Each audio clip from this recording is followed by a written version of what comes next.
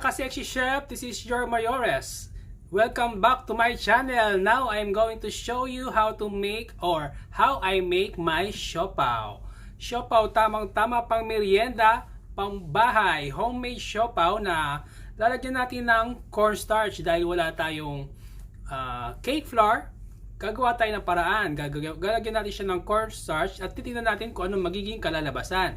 Kaya tutok lang hanggang sa huli para makita natin ang mga magiging resulta at standby for the tips and tricks sa paggawa ng siopao. Kaya mga ka-sexy chef, tutok lang sa panonood ng ating tutorial sa paggawa at pagluluto ng ating siopao. Huwag kalimutang mag-subscribe and comment down below para sa ating mga suggestions and comments. Maraming salamat po. Eto na. So narito na yung ating flour. Pagkatapos, ilagay natin yung cornstarch. So ito po yung ating Crisco shortening. Kulay puti siya. Yan po ang ating gagamitin. Kung mapapansin nyo po, parehas lang po ito sa paggawa ng tinapay. Pero ito po kasi steam.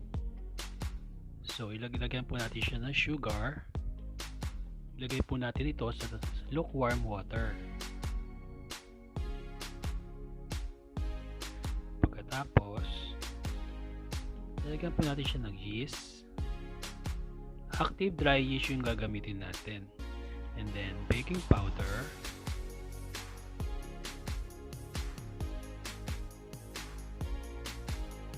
Pagkatapos ito, i-mix lang natin siya. Pagka nahalo na po natin mabuti, ihalo na po natin siya sa dry ingredients natin. Halo na po, ipaandali na po natin ang ating mixer. Pwede rin naman tayong gumamit ng mano-mano, kaso kung meron naman tayong mixer, sa mixer na lang, medyo matagal lang doon sa mano-mano system. So, ang tip ko lang sa inyo, huwag nyo ilalagay yung tubig natin lahat. Kailangan, half lang muna, ihalo muna natin yung ating yeast, saka yung sugar sa half lang na recipe ng water. Kasi pag nabigla siya ng tubig, maaaring mas malambot yung ating magiging dough. Mag-a-add na naman tayo ng harina. Ayan. Hintayin lang natin siya mag-form ng dough. Tapos hanggang sa maging flexible din yung ating dough.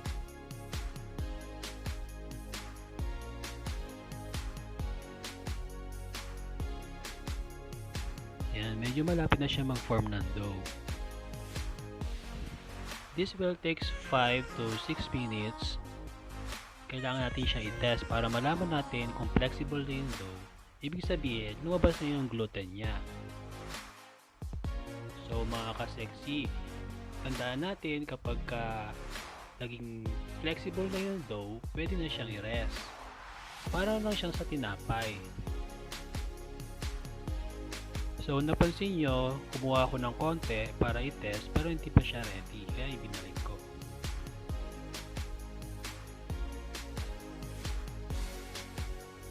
Mix lang natin siya hanggang sa maging makinis yung pinaka outer part niya o yung pinaka dough niya. That means ready na yung tinapay. So as I've told you, parang tinapay lang siya, kaya lagyan natin ng mantika yung gagawa natin, yung table na ating pagmamasahan.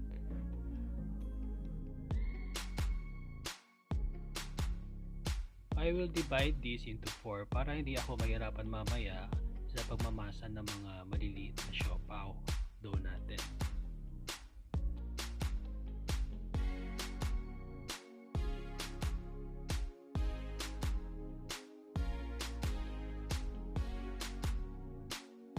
After natin ma-divide, tatakpan natin to ng cloth para sa first proofing.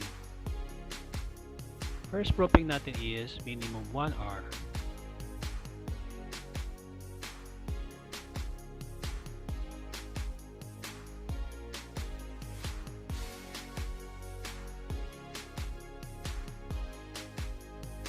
So habang naghihintay tayo, gamitin na natin yung ating wax paper or parchment paper para sa gagawin nating mga siopaw mamaya.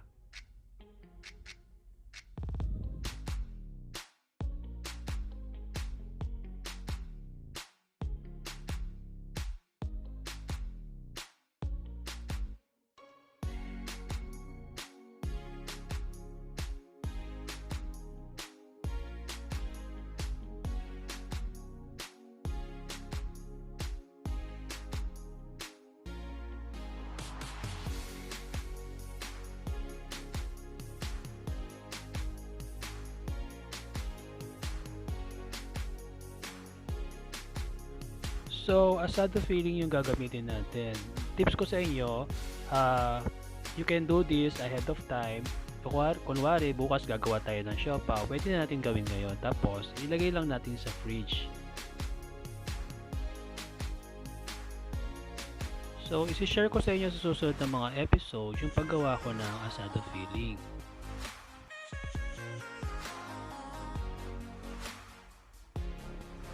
Ready na po ang ating dough. Pwede na siyang gawing siopaw or molds para maging siopaw at lagyan ng filling.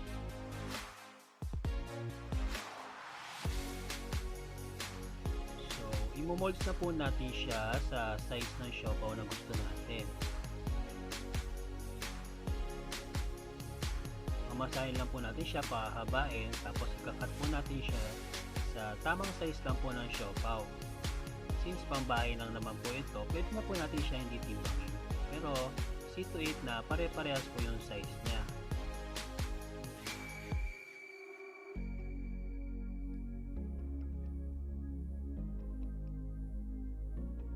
So pagka nagmamasa po tayo, mapi-feel po natin na magkaiba po yung size. Kung maliit po yung isa or malaki, mapi-feel po natin yan. Kaya dagdagan na lang po natin. Uulitin lang po natin yung ginawa nating pagmomolds.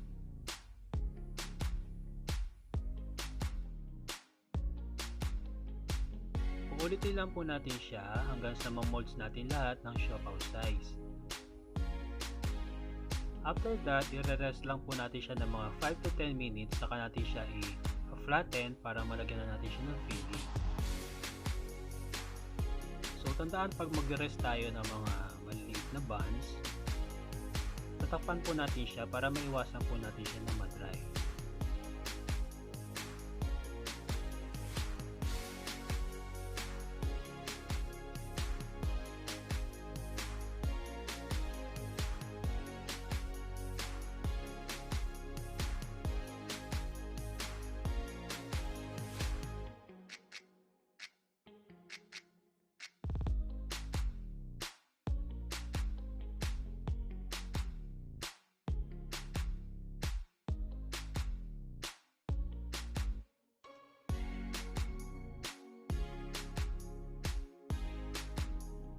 So, ready na tayo para lagyan ng fillings. Meron na tayong mainit na tubig.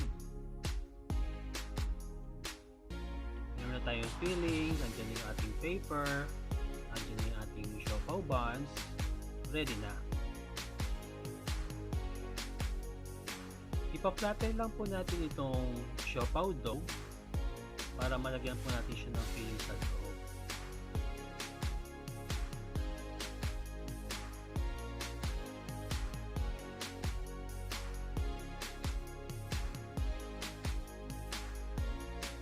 So, panoorin niyo po, ganito po yung unang type ng pagsasara po ng siopaw natin.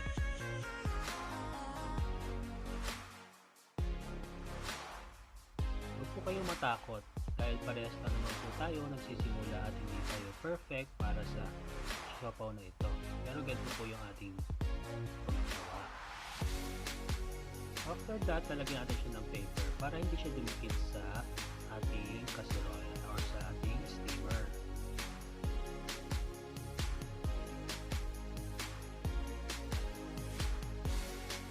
Ulitin na po natin ng pagpa-flatten at ang ginawa natin sa naunang siopaw buns at sa mga susunod pa po.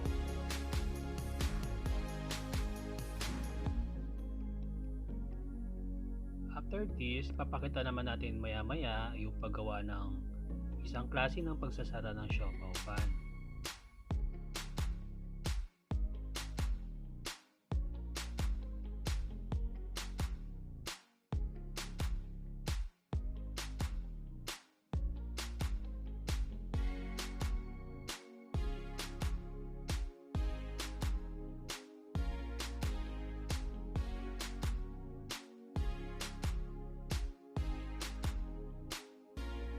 Ganito naman po yung isang klase ng pagsasara ng siopao pan, kung saan yung pinaka sealed opening niya nasa ilalim.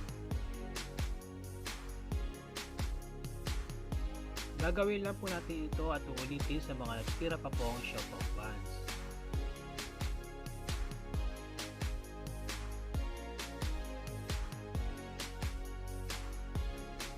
Kapag natapos na po natin itong malagyan ng filling, i-rest po natin siya ng 30 to 45 minutes, depende po sa pag-alsa niya. Meron po kasi mga time na mainit, sobrang init, at meron naman pong time na malamig, gaya po sa panahon ngayon, nandito po ako ngayon sa China, malamig po ngayon dito. Huwag po natin siyang kalimutang takpan habang nag-resting. Ito po yung tinatawag na second proofing po.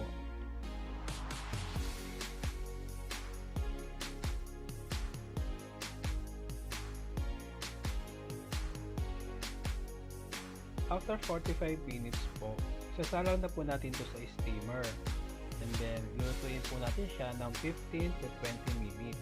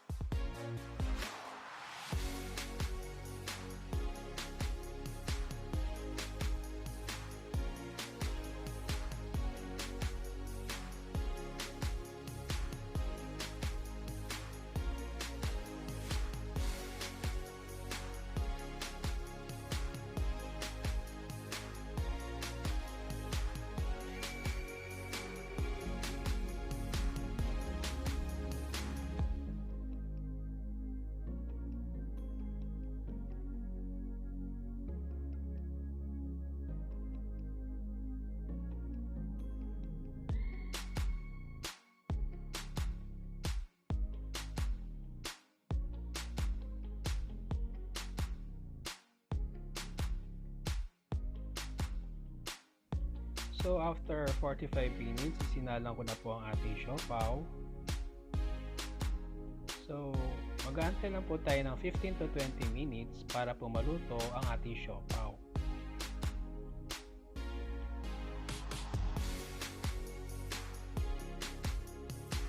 Ito na po ang ating homemade siopao. Now guys, here are the recipes.